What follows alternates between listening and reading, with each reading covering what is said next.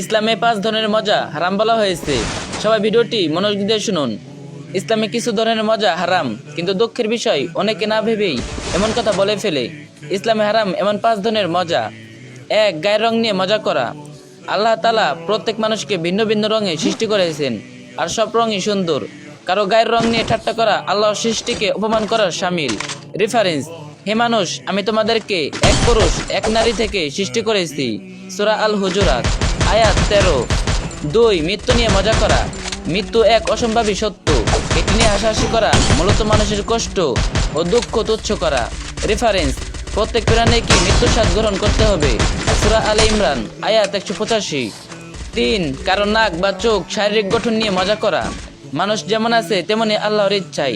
আমাদের উচিত মানুষের চেহারা নয়, তার আখলাক ও চরিত্র দেখা।